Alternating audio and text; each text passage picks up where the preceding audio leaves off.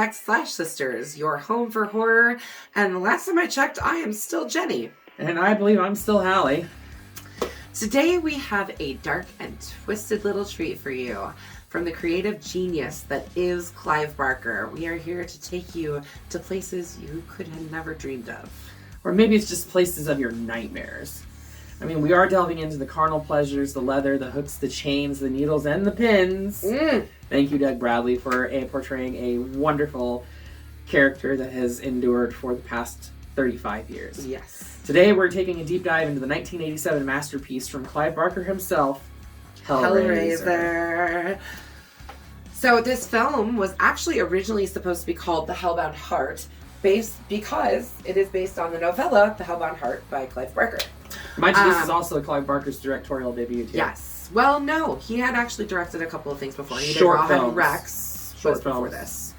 Rawhead Rex was a full-length film that he did before this. It was not received well. Not received well at all. But yes, it was written, directed by Clive Barker, which is why it is one of the most direct, perfect, almost close perfect as you can get adaptations to an adaptation from a book. Yep, for sure. The studio did not like the name The Hellbound Heart because they thought it sounded too romantic. So they basically said, yeah, we got to change the name. In response, Barker offered up the new name of Sadomasochist from Beyond the Grave. Can you imagine if they actually went with Sadomasochist from Beyond the Grave? I don't think it would have been as successful of a movie. Oh, hell no. That, because I think a lot of people would have been like, I don't think I want to watch that. No. No. But, you know, it is a bit on the nose. Right. Well, obviously the studio acts that, and for damn good reason, honestly. Yeah, they really did. Ultimately, though, Barker ended up opening up the floor to his production team, and a 60-year-old female on the production team offered up the name, What a Woman Will Do for a Good Fuck. I mean, that's a little on the nose, too, if you think about it. It really is. Regardless of all the hilarious alternate titles, they eventually settled on Hellraiser. And with that all settled, let's open up the puzzle box and get into what could be one of the most erotic, if you're into that sort of thing, horror films out there. So we open our story with Frank Cotton buying a puzzle box that is said to open the doors to pleasures beyond this world. He takes the box home where he solves the box and is almost immediately ripped to pieces by hooks and chains. That's a great way to start a film, honestly. It sure is. It really starts off with a brutal kill. Right. We don't get to see a whole lot, but we do see, like, remnants of his body just, like, hanging from the ceiling from hooks, and, like, there's a spinning flesh thing in the middle, a tower of flesh, right, as we could call it. A black robed figure resets the puzzle, and the room returns to normal. I mean, it just... What a fucking opening. Right. You know? Did you say the opening really hooks you? Oh, the opening totally does hook you. So next we see a couple moving into the same house. I don't know if we know that right away, but they're moving into a home, and we find out that this is Frank Cotton's brother, Larry, and that this was their family home. Frank hasn't been seen or heard from in quite a while. Nobody knows where he's at. So Larry moves Julia, his wife, his second wife, into this home, hoping to repair their relationship because it hasn't been great. Larry doesn't have a clue that Julia had an affair with Frank on the night before she and Larry got married. Yeah, I wonder why their relationship isn't going so well. Oh, shit. But, you know, that shit happened, and we get a flashback sequence showing basically as much. Yeah, it was... Anyways, so later they're moving all their furniture in, and Larry ends up cutting his hand, and some of the blood that was dripping from his hand ends up dripping onto the attic floor. And I have to say, this is where we get one of the most gnarly, gross special effects ever. So the blood actually, like, makes Frank come back to life. In some capacity. Yes. Skeletal form that ends up getting the muscles and... Ugh. Yeah, so the way they actually did this is they filmed it in whole, and then they played it in reverse to make it, they showed it in the film in reverse to make it look like he's forming, but really, yeah, they kind of like melted him down and then played it in reverse so that we can see how he's forming out of the floor, which I think that effect was just, so gross and yet just really, really cool. We watch the body of Frank reforming into some kind of slimy, bony, disgusting, humanish form, like I said, with like muscles. Yeah. I mean, it's just... And it's not even the same actor playing it. No, it's a totally different person. Right. So later in the evening, Julia finds Frank. And the thing is that Julia has been obsessed with Frank since they had sex the night before she married his brother. There's one thing to be obsessed, but this isn't even a human at this point. Yeah, the things that she does for him are way beyond anything I would ever do for someone. Yeah. That's for sure. Mm-hmm. But yeah, you gotta really love somebody to do the shit that Julia ends up doing. I mean, they did offer up the title, What a Woman Would Do for a Good Fuck. That's true. It's true. And we're about to find out what she would do. So let's talk about exactly what she does. She begins luring men back to the house with the promise of promiscuous sex, but then proceeds to bash them over the head with a claw hammer. Yeah. And basically, Frank kind of drains their essence to help restore his body. Yeah, to every time he drains them, like more of his body comes back. At one point, he's like, "I can feel it hurts. I can feel again." Yeah. I'm just, wow. Okay. It is. It's something. So, sprinkled throughout our story, we've gotten to meet Kirsty, our final girl of sorts. She's Larry's daughter from his first marriage. And his wife, Kirsty's mom, passed away. I assume at least 5-6 years ago. Kind of sounds it doesn't kind of Julia. Say, I would assume that as well. Yeah, they kind of state that Julia and, I mean, they imply at least that Julia and Larry have been married for at least a couple of years. Right. So, Kirsty is pretty obviously not fond of Julia, though. No. And, I can't blame her. Yeah, she can just sense something is not right with Julia. Yeah. Yeah. She's, yeah. Kirsty happens to see Julia bringing a man back to the house, so she follows her to the attic. It's then that she finally sees Frank, her uncle, who says a lot of super creepy shit to his own niece. Yeah. It is very cringy to watch. It is. There's some very cringy parts. And I mean, as erotic and sexy as some parts of this movie can be, especially parts with the Cenobites, that's just me. Don't take that from Hallie. That's me talking. There's some really, really, like, sexy scenes. It would be interesting to There see is her not bedroom. anything... Yep. There is not anything sexy about Frank hitting on his niece, though. That is fucking gross. Needless to say, she gets away from him with the puzzle box in hand, but for whatever fucking reason, she passes out and collapses on the street. Maybe she was just, like, really worked up. I mean, she did just see a disgusting humanoid type of body. Yeah. Ish thing. And, like, did she see the dead bodies at that point? At least one. Think so. At least once she saw the guy the guy that they just brought up. Yeah. So maybe she was just overwhelmed. Anyway, she wakes up in a hospital, and from her hospital bed, as she was clinging onto that puzzle box, she ends up solving the puzzle box and accidentally summons the Cenobites to the hospital, and the engineer, who she literally narrowly escapes. And that engineer, man, it's the only thing that I don't like about this movie. Do you want to know why? He was the chatterer, right? No, the engineer's the one that chases her down the hallway, the big thing with the big... That's the... Okay. Mm-hmm. Yeah, so the one thing that I don't like about this movie is the one and only thing that I do not like about this movie, and it's that you can see the freaking thing that they were pushing the I mean, it was very fake. Yeah, it was very fake looking, but you can also, like, actually see, like, the cart that they were pushing it down the hallway on. Right. Well, I mean, there's a lot of goofs and stuff like that. I know, there is. It's the one and only thing that I do not like about this movie, but it's tiny. It's a small thing that I can look over. The leader of the Cenobites is a genderless being who we know as Pinhead, but who is known in this film as just lead Cenobite or priest. I think he was actually in the script as priest, but in the credits it's lead Cenobite. Yeah. They are now called Pinhead because of the grid-like formation on his face, head, and everything like that, with a pin in every corner of the box. And they are generally referred to in the franchise as male, and are definitely more male presenting and are mostly portrayed by the incomparable Doug Bradley. I think he played him in 7 movies. Yeah, it was only towards the end that they got a younger actor. They had a younger actor come in and then do those Jamie ones, and then Clayton Jamie Clayton did the most recent one. Yeah.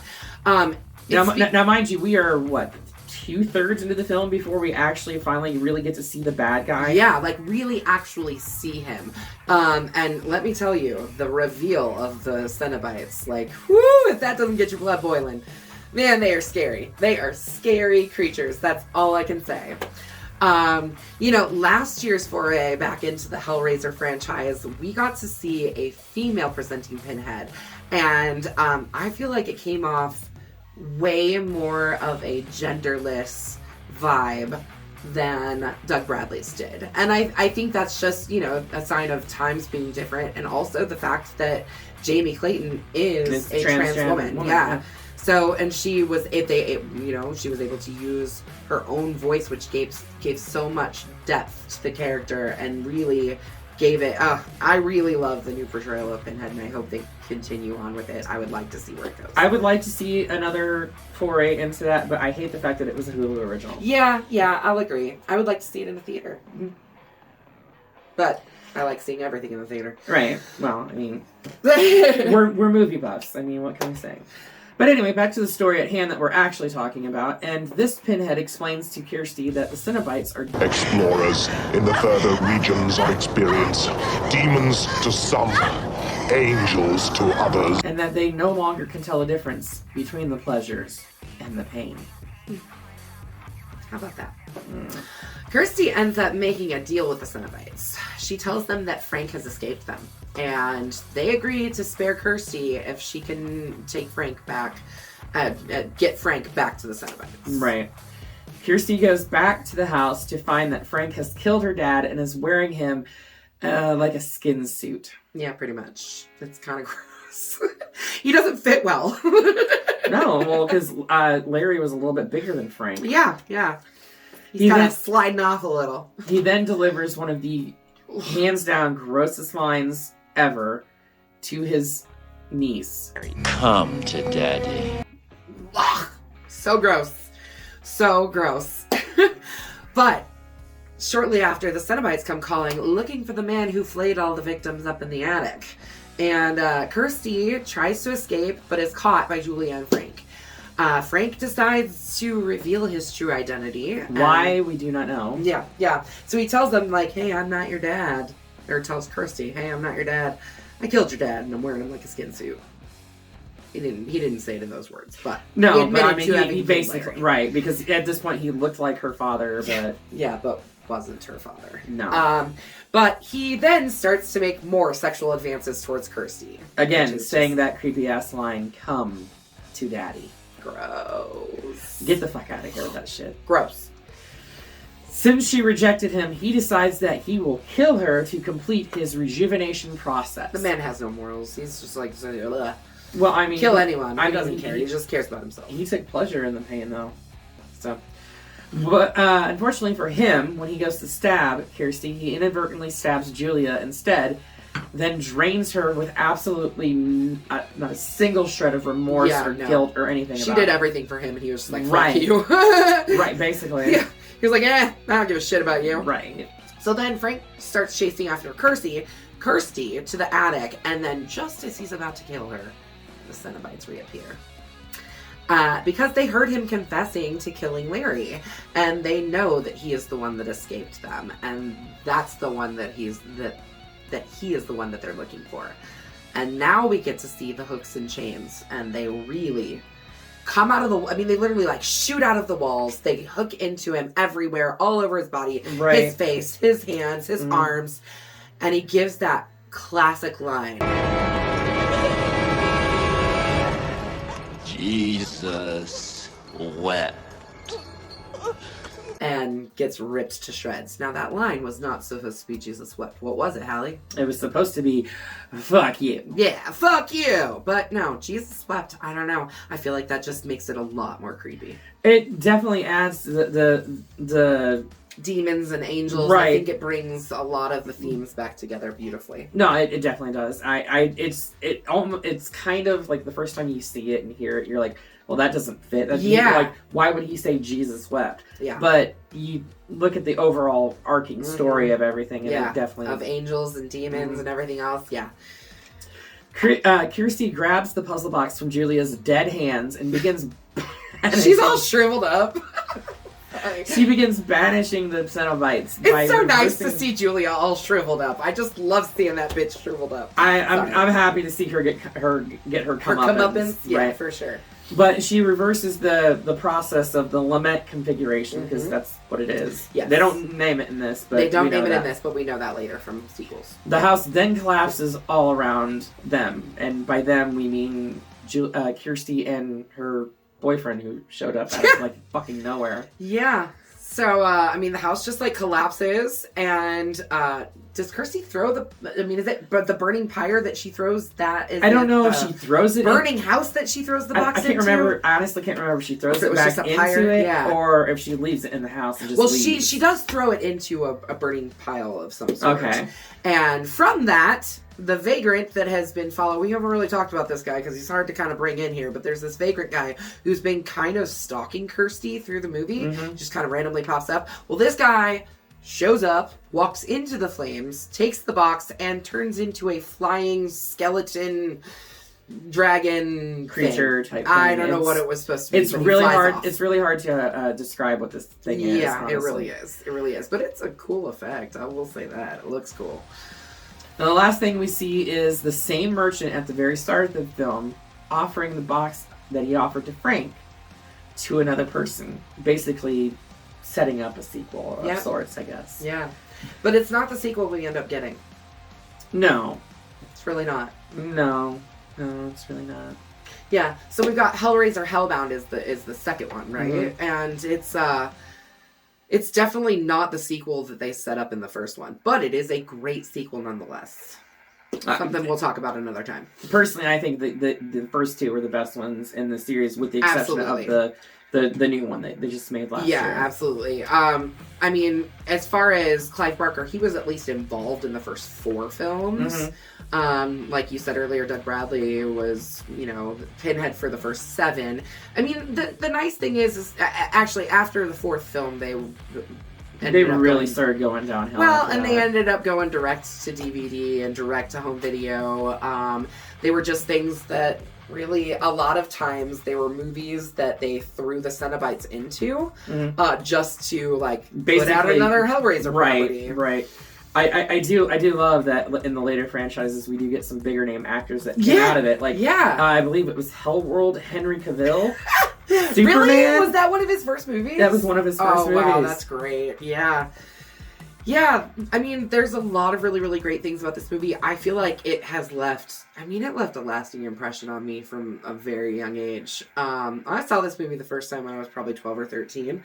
I was definitely too young to be watching something like this because I did not understand sadomasochism in general. I don't think I understood the sexual pleasures and pains. I was too young to understand what all that meant. But then, again, we talk about this every video. Watching it as an adult is a totally different experience. Right. I was, unlike you, I did watch this for the first time as basically an adult. Yeah. I think I was about 20-something the first time I watched this. Almost. Because... Almost an adult. Right. But I didn't watch it because of just the overall feeling that I got seeing this on the shelf at a video and by the time you were 20, these movies, there was tons of sequels already. Really, I gotta be honest, I think I've only seen the first 4 movies. I don't think I've seen any of the ones that went direct to DVD or direct to home video. Obviously I saw the newest one. I'm ashamed to say that with the exception of the newest one, this is the only one I've actually seen out of the entire series. Time to watch Hellbound. There's some really good ones. There's a couple of decent ones. From what I've understood, there's some cool elements in some of the later ones. Not necessarily that the movies are great, but there's some cool elements. But this one was great. Yes. And I, for one, give it a bloody machete straight to the sky. and I give it the same. It is a classic. It is. Like I definitely said, there's classic. only one tiny little detail that drives me crazy, and that's just the cart that the engineer's on. That's my only complaint about Well, this film. and the engineer did. I mean, even at the time, the engineer looked really fake. Well, yeah. For compared to the other effects that they had, the Cenobites and the amazing practical effects that they did on Right. them. I mean, yeah, the engineer is the only thing that drove me crazy. Yeah. But I it have is to what agree it with you on is. that. You know, it's just, this is a great film. I highly recommend it. I recommend watching the second one at least. But yeah, it's a great series too. Mm-hmm. And I mean, Pinhead, you know. Classic. Right. So with that, we're going to get Hellraiser the hell out of here. What are we doing next, Jenny? Oh, it's my favorite movie. My absolute favorite. You're gonna love this one. You're gonna love it. Oh, you're gonna love it. Sorry, that was my best Matt Willard impression that I could do. You're gonna love this one, Sid. Anyways, so Wait a minute, I thought Texas Chainsaw and Evil Dead 2 were your favorite films. well, you know, I've got a top 3, but I have to say I'm pretty sure that Scream is my all-time favorite horror movie. Well, you know, we cannot not do Wes Craven films because Wes Craven is one of the masters of the horror genre, thriller genre. He is. Although technically to me this is more of a suspense thriller than horror. It's a slasher though, It's a slasher. which makes it horror. It's horror. Yes. So in my personal opinion, I define horror as you know who the bad guy is from the start. Yeah, I get that. Whereas, Well, we know that the this bad guy is a- Ghostface. We just don't know who the who's behind Ghostface it. is. It's more of a whodunit than. And I like that. And I like that they've continued to do that for 6 more films. I don't know. I mean, They're not all great, No. but they've all got good I mean, it's got parts good to acting them. in it. Yes, for sure. Absolutely, But absolutely. come back here in 2 weeks' time when we tear into Scream, and that will actually be dropping, I believe, on the same day that Scream 6 Comes out in theaters. will be in theaters. So you can come and watch our review of Scream. You can go to the theater and watch Scream 6, and then come back here. and see what our reaction to Scream 6 is, too. Exactly, because we will definitely be going and checking that one out in theaters. Yes, we are going to watch it on an opening day. So come back and see what we have to say about that as well. And with that, that's going to do it for us today. So please make sure you slash that subscribe button. Stab that like button. And make sure you ring-a-ling the grave bell so you get a notification every time we upload a video. Because we don't want you to get buried alive in sure everything don't. else that's out there on YouTube. There's a lot. There is. Come to our channel. We're the best. Give us the likes and the comments and all the goodies. And with that, we'll We will see see you in in the the afterlife. afterlife.